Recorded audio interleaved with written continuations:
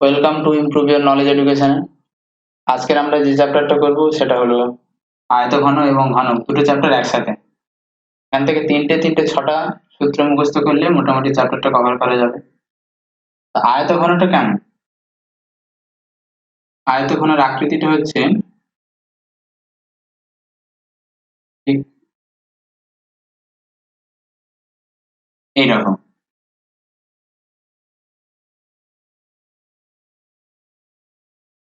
বাড়িতে সচরাচর যে বাক্সটা আমরা দেখতে পাই সেটাই আয়তঘনের মধ্যে পড়ে। 1 নম্বর সূত্র, আয়তঘন। আয়ত ঘন 1 নম্বর আয়তন। আয়তঘনের আয়তন, আয়তন কি? দৈর্ঘ্য ইন্টু প্রস্থ ইন্টু উচ্চতা। এইটা দৈর্ঘ্যটাকে আমি এ দ্বারা প্রকাশ করলাম, এটা প্রস্থটাকে আমি বি দ্বারা প্রকাশ করলাম, আর উচ্চতা হলো এইটা, এটাকে আমি দ্বারা প্রকাশ করলাম। কি দাঁড়ালো? A B. 2 নম্বর সমগ্র তলের ক্ষেত্রফল। সমগ্র তলের ক্ষেত্রফল, সমগ্র তলের ক্ষেত্রফল হচ্ছে 2 into AB plus BC plus CA. এটা দৈর্ঘ্য, বিটা প্রস্থ, আর সিটা। 3 নম্বর কর্ণের দৈর্ঘ্য।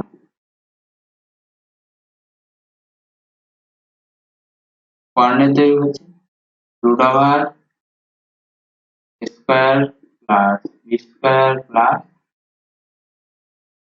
দৈর্ঘ্য স্কয়ার প্লাস প্রস্থ স্কয়ার প্লাস উচ্চতা স্কয়ার।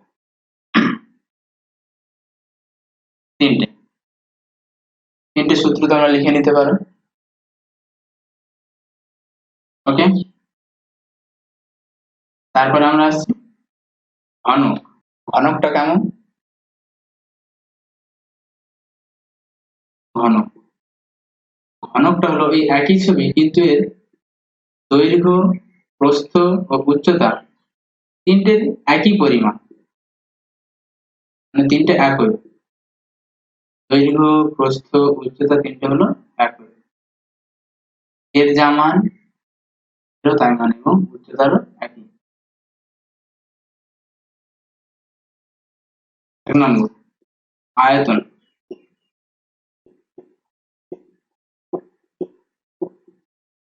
আয়তন তাহলে কি হবে?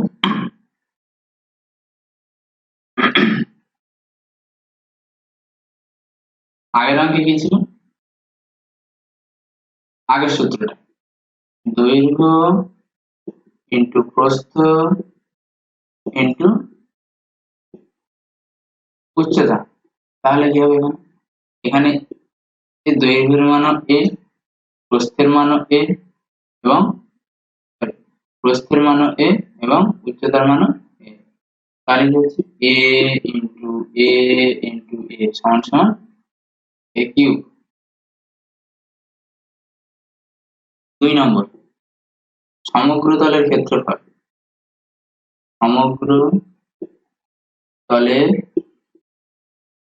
ক্ষেত্রফল কি হবে? 2 ইন্টু দৈর্ঘ্য ইন্টু প্রস্থ। তাহলে দৈর্ঘ্য এ, প্রস্থ এ, তাহলে কি হতে হবে? এ স্কয়ার প্লাস,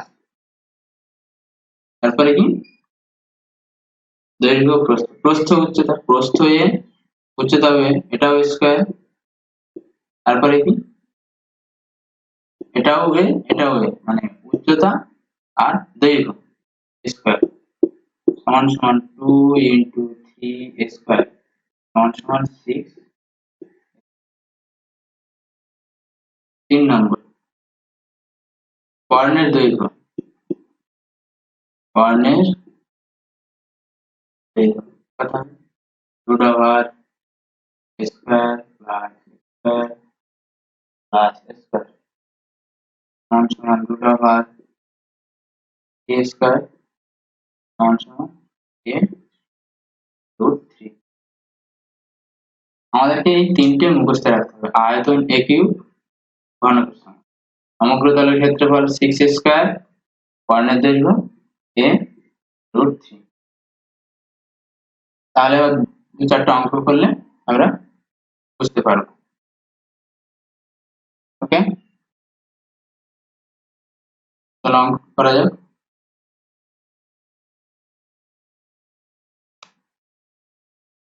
এক নম্বর, যে সমকোণী চৌকোলের দৈর্ঘ্য, প্রস্থ ও উচ্চতা যথাক্রমে 10 সেমি, 5 সেমি ও 3 সেমি, তার আয়তন কত? আয়তন সমান আমরা কি জানি? আয়তন, যে সমকোণী চৌকোল, সমকোণী চৌকোল বলতে এখানে আয়তঘন, তাহলে আয়তঘনের আয়তন দৈর্ঘ্য ইন্টু প্রস্থ ইন্টু উচ্চতা, মানে এ বি সি। দৈর্ঘ্য আমার দেওয়া আছে কত?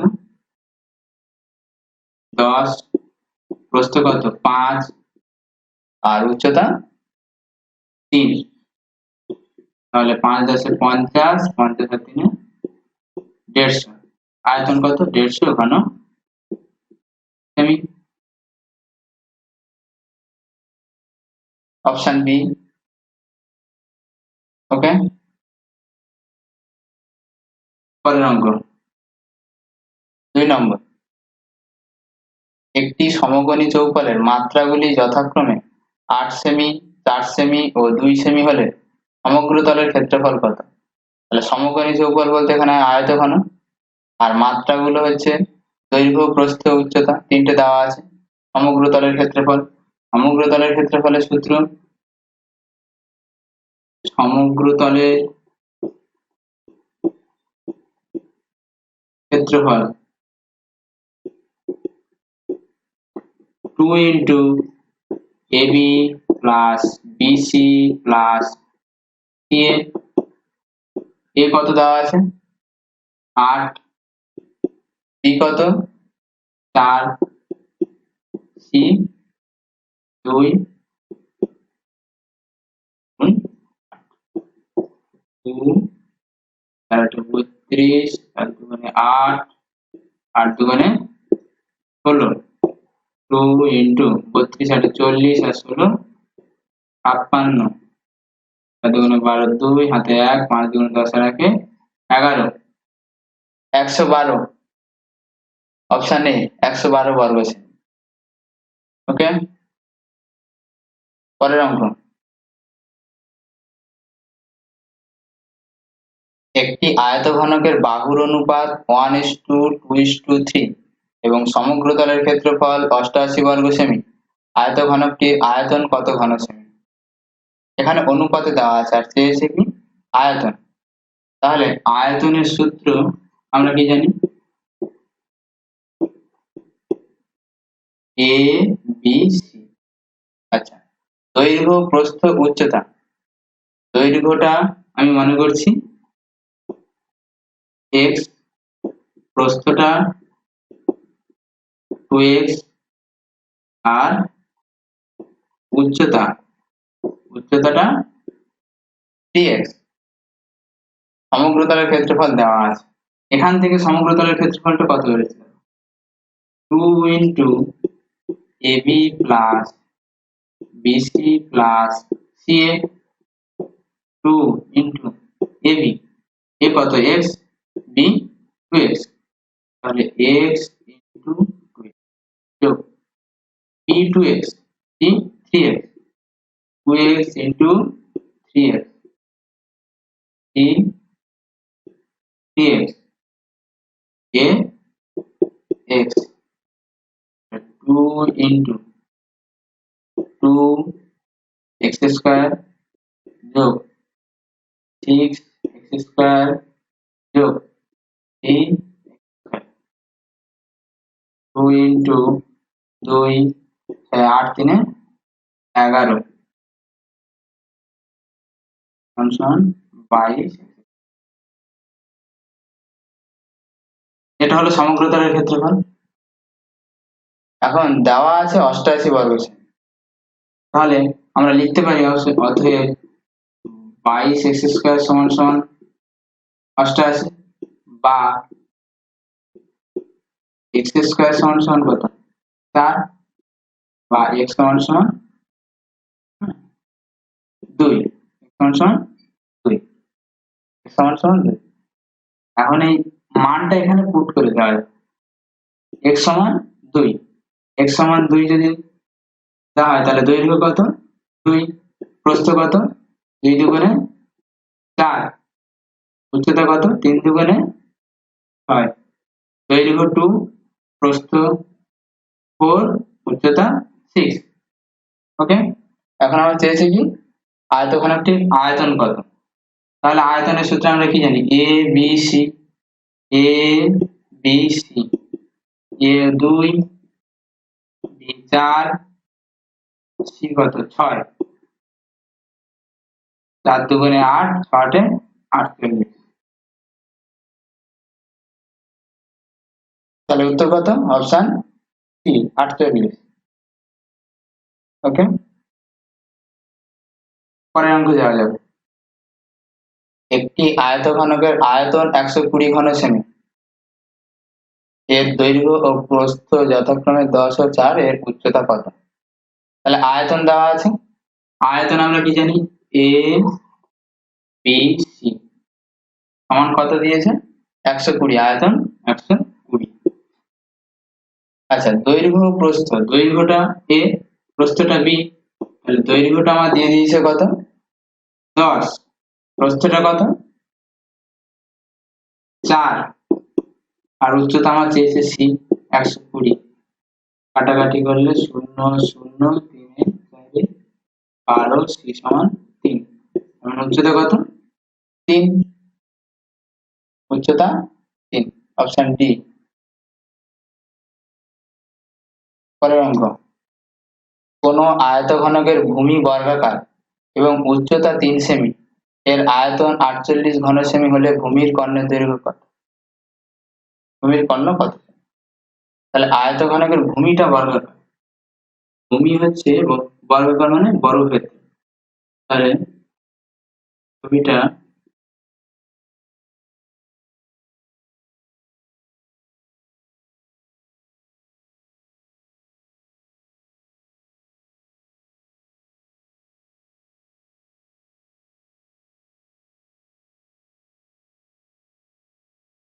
এই তলায় যেটা আছে এটা হলো বর্গাকার বর্গক্ষেত্র, তাহলে এটা বর্গক্ষেত্র মানে উপরটা বর্গক্ষেত্র হবে। কি বলেছে, এবং উচ্চতা 3, উচ্চতাটা দেওয়া আছে 3, এই যে এটা হচ্ছে 3, উচ্চতা 3।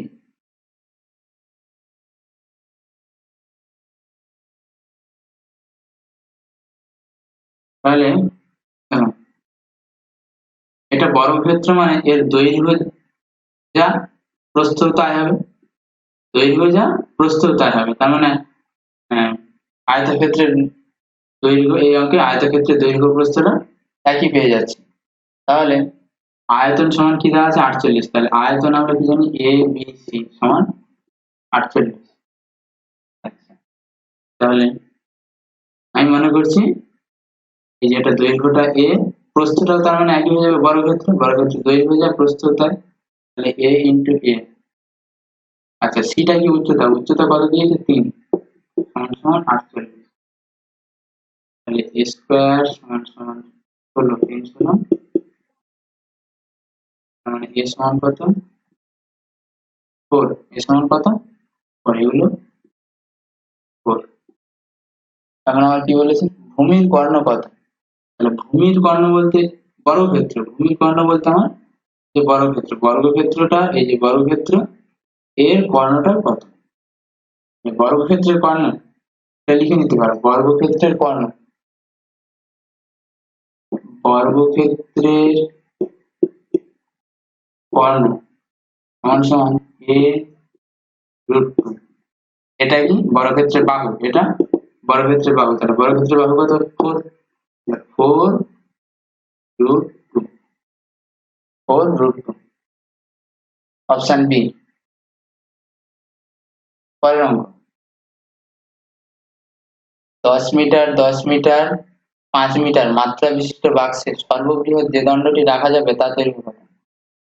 এখানে সর্ববৃহৎ বলতে বোঝানো হচ্ছে আয়তঘন, এটা আয়তঘন 10 মিটার, 10 মিটার, 5 মানে প্রত্যেকটা আলাদা, প্রত্যেকটা আলাদা, দৈর্ঘ্য প্রস্থ একই আছে। হ্যাঁ, তার মানে এর যে কর্ণটা, একটা ঘরে সব থেকে যেটা বেশি রাখা যেতে পারে সেটা হলো এই যে কর্ণের দৈর্ঘ্য, যেটা কর্ণ, ওটাই হবে ওর সর্ববৃহৎ যে দণ্ডটি রাখা যাবে। তাহলে সর্ববৃহৎ তাহলে কি হবে, এটা কর্ণ। আয়তঘনকের কর্ণ, কর্ণ সমান আমরা কি জানি, root over a square plus b square plus c square. এ কত দেওয়া আছে 10, b কত 10, c কত 5, 100, 125,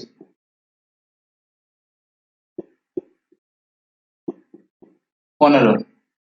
অপশন বি 15। সর্ববৃহৎ যে দণ্ডটি রাখা যাবে তার দৈর্ঘ্য 15, 15 মিটার, মিটার। পরের অঙ্ক, একটি ঘনকের প্রান্তরেখাগুলির সমষ্টি 60 সেমি হলে সমগ্র তলের ক্ষেত্রফল কত?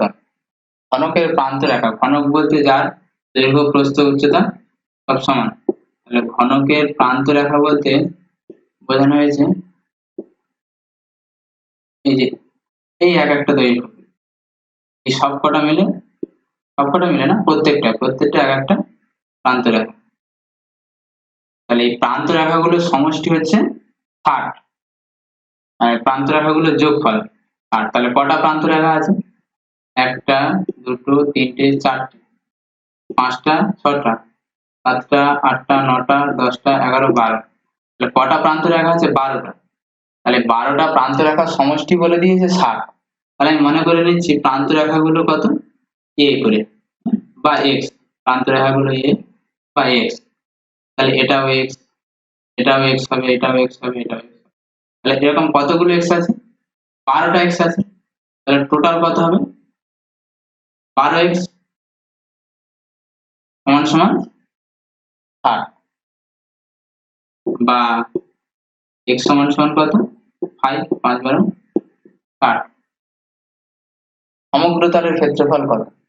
তাহলে এই x এগুলোর মান পেয়েছি কত 5 করে, মানে এক একটা বাহু দৈর্ঘ্য প্রস্থ উচ্চতা প্রত্যেকটির মান 5। সমগ্র তলের ক্ষেত্রফল কত? তাহলে ঘনকের সমগ্র তলের ক্ষেত্রফল, ঘনকের সমগ্র তলের ক্ষেত্রফলের সূত্র হচ্ছে সমগ্র তলের ক্ষেত্রফল ঘনকের 6 স্কয়ার, 6 ইন্টু স্কয়ার, স্কয়ার মানে এই যে বাহুটা এখানে কত 5। তাহলে 5 5 25, 5 6 30, 0 হাতে 3, 6 12 আর 3 15, 150। Option A. ওকে, সমগ্র তলের ক্ষেত্রফল 150। পরের অঙ্ক,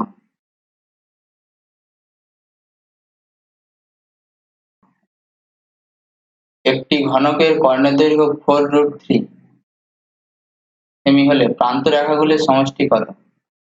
তাহলে এই প্রান্ত রেখাগুলো আগের মতো, ঘনকের কর্ণের দৈর্ঘ্য, ঘনকের কর্ণের দৈর্ঘ্য আমরা কি জানি a√3, ঘনকের কর্ণের দৈর্ঘ্য কত a√3, দেওয়া আছে কত 4√3। তাহলে এখান থেকে √3 কেটে গেল, এর মান কত 4। প্রান্ত রেখাগুলির সমষ্টি কত?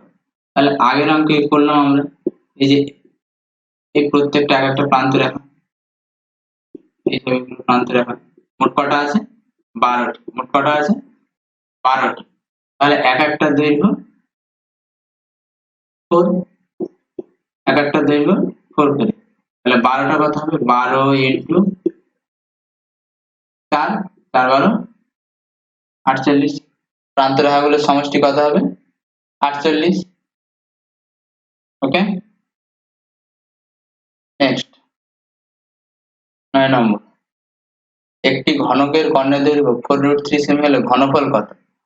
ঘনকের কর্ণের দৈর্ঘ্য আমরা কি জানি a√3, ঘনকের কর্ণের দৈর্ঘ্য কত a√3। তাহলে দেওয়া আছে কত 4√3, √3 কেটে গেল, a সমান কত 4। ঘনফল কত? তাহলে ঘনফলের সূত্র আমরা কি জানি ঘনকের a কিউব, তাহলে a কিউব এর মান কত 4 কিউব 64 হয়ে গেল আয়তন।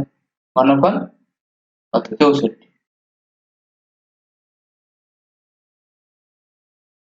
পরের অঙ্ক, এটা আজকের লাস্ট অঙ্ক। অঙ্কটা শুরু করার আগে একটু কথা বলে নিই। চ্যানেলটা ভালো লাগলে চ্যানেলটি অবশ্যই সাবস্ক্রাইব করুন।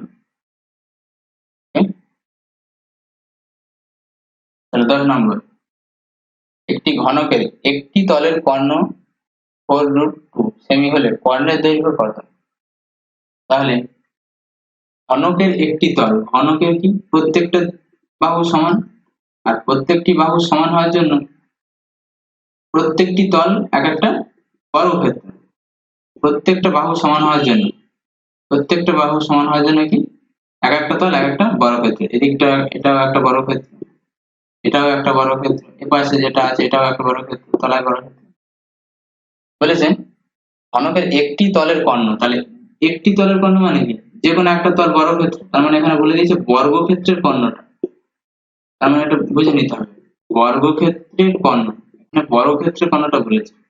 তাহলে বর্গক্ষেত্রের কর্ণ কি জানি আমরা a√2, a√2, আর দেওয়া আছে কত 4√2, দেওয়া আছে 4√2, √2 কেটে গেল, a সমান কত 4, a সমান 4।